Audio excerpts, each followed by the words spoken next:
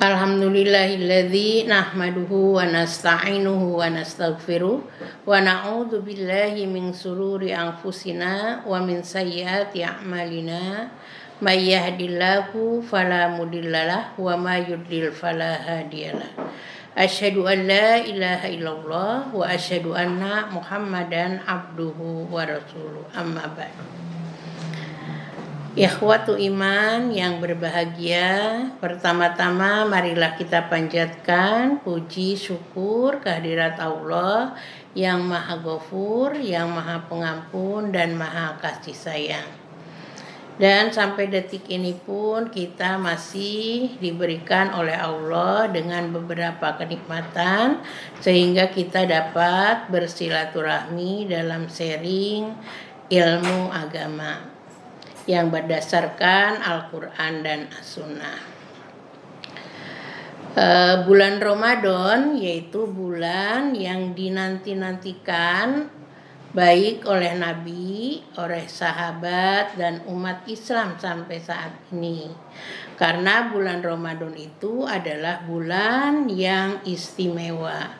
Maka para ulama menamakan bulan Ramadan dengan nama-nama lain.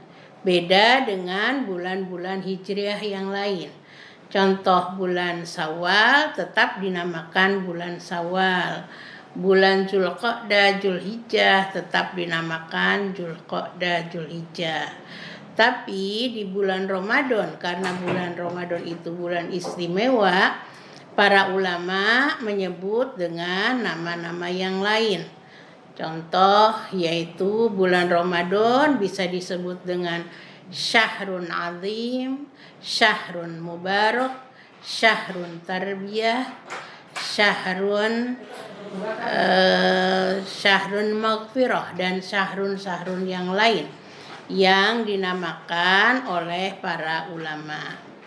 Nah, pada kesempatan kali ini saya akan berusaha menjelaskan kenapa bulan Ramadan disebut Syahrun Azim. Syahrun Azim artinya bulan yang agung, bulan yang mulia. Kenapa bulan Ramadan disebut Syahrun Azim? Karena di dalamnya yaitu ada peristiwa yang agung. Peristiwa agung yang pertama yaitu turunnya Al-Quran, yang mana Al-Quran itu adalah kitab yang luar biasa. Sesuai dengan Al-Quran surah Al-Baqarah ayat 185. Allah berfirman, A'udzubillahi minasyaitonirrajim. Syahrul Ramadan alladzi unzila fihil Qur'an hudal linnas wa bayyinatin minal huda wal furqan al-ayat. Bahwa di bulan Ramadan itu di dalamnya telah diturunkan Al-Quran sebagai petunjuk bagi manusia dan penjelasan-penjelasan yang berdasarkan petunjuk dan pembeda yang membedakan antara kebenaran dan kebatilan. Dengan ayat ini jelas bahwa Al-Quran diturunkan di bulan Ramadan. Menurut para mufassir yaitu ada dua keterangan. Yang pertama, Al-Quran diturunkan di bulan Ramadan yaitu Al-Quran sebanyak 30 juz dari Lauh Mahfuz ke langit dunia, yaitu sebanyak 30 juz. Adapun yang diturunkan kepada Nabi Muhammad yaitu secara berangsur-angsur di Gua Hira yang pertama kali pun yaitu di bulan Ramadan, yaitu dari surah Al-Alaq dari ayat 1 sampai ayat 5.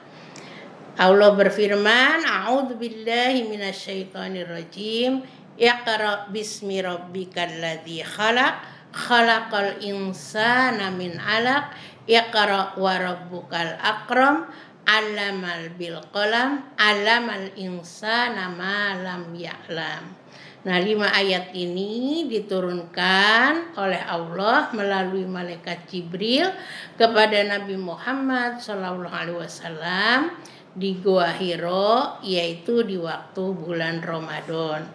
Jadi Al-Quran yang sekaligus diturunkan 30 juz dari Lauh Mahfudz ke langit dunia di bulan Ramadan, begitu juga Al-Quran yang pertama kali diturunkan 5 ayat oleh Allah kepada Nabi Muhammad itu pun di bulan Ramadan.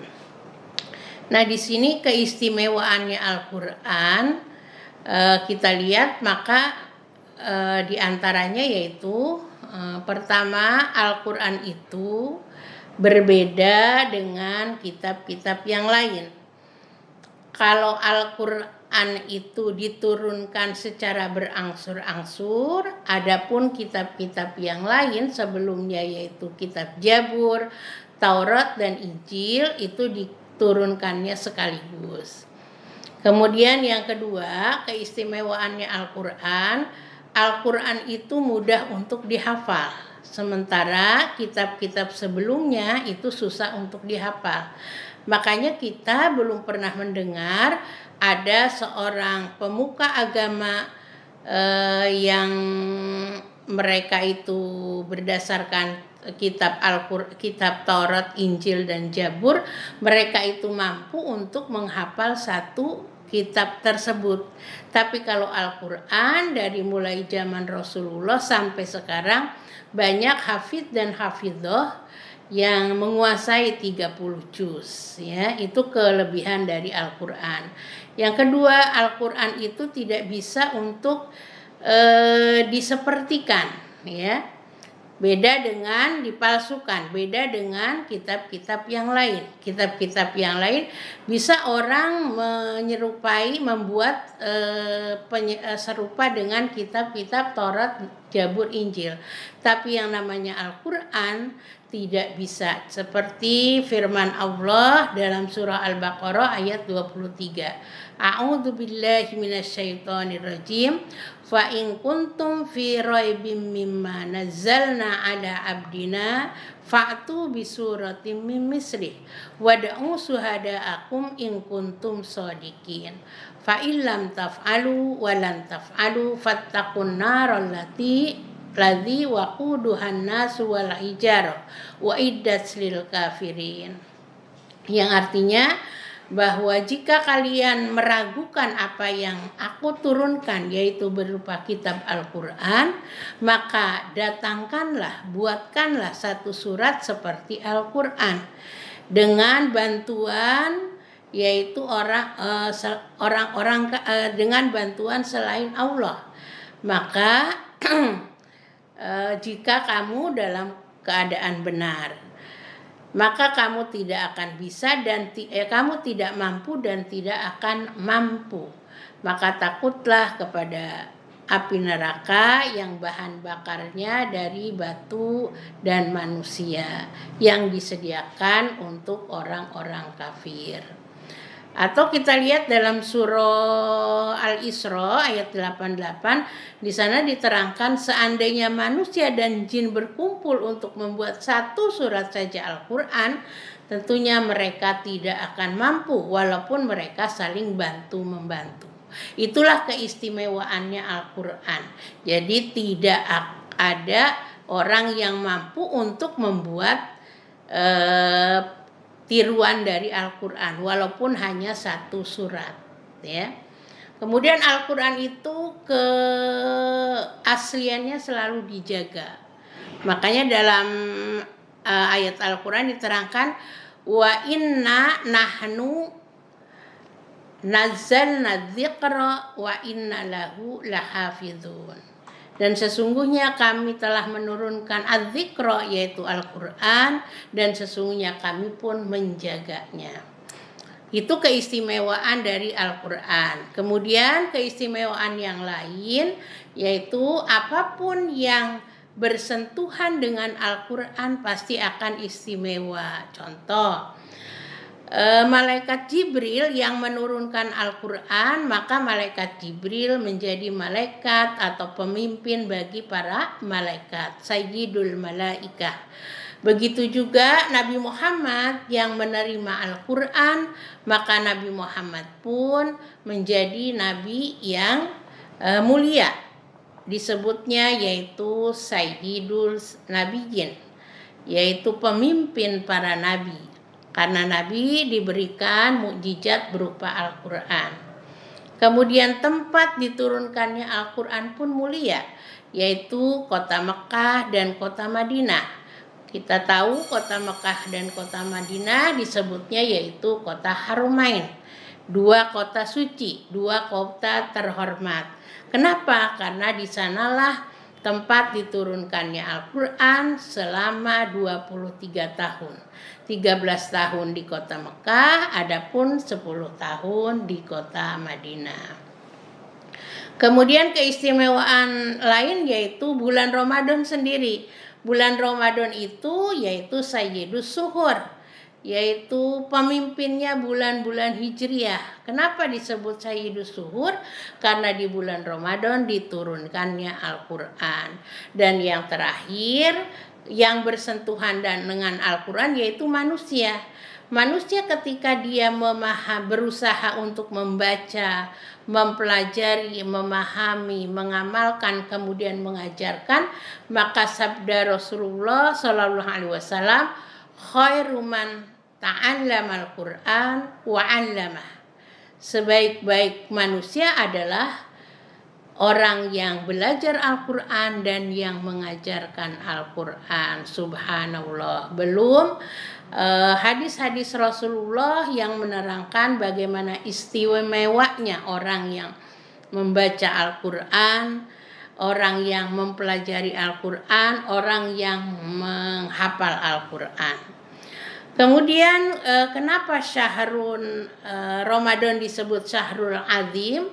Di antaranya adalah ada peristiwa perang Badar, yang mana di antaranya perang Badar itu adalah perang yang tidak seimbang antara seorang muslim, antara peperangan orang muslim dengan orang kafir, ya.